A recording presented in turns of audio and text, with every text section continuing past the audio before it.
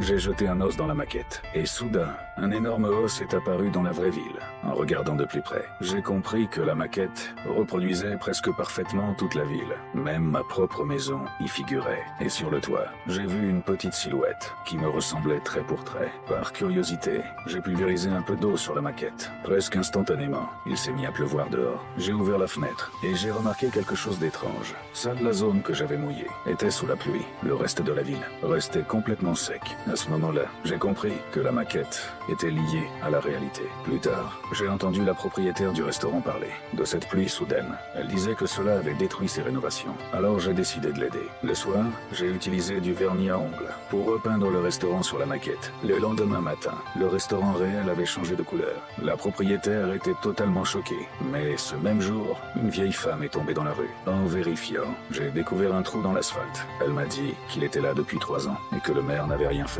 Malgré les plaintes quotidiennes des habitants, rien n'avait changé. Alors j'ai fouillé dans la boîte à suggestions et j'ai commencé à tout réparer dans la maquette. J'ai comblé les trous des routes. Et bientôt, les rues dans la réalité sont redevenues parfaitement lisses. Ensuite, j'ai utilisé une pince pour enlever les déchets sur la maquette et ils ont disparu dans la réalité. J'ai passé toute la nuit à corriger tous les problèmes. Le lendemain, en voyant les visages souriants des habitants, j'étais vraiment satisfait. Mais à ma grande surprise, tout le monde pensait que c'était le maire qui avait fait tout ça. Ils ont recommencé à voter pour lui. Et pire encore, ce maire sans honte a décidé de se représenter. J'étais hors de moi. Je pris une pierre et j'ai décidé de lui donner une leçon.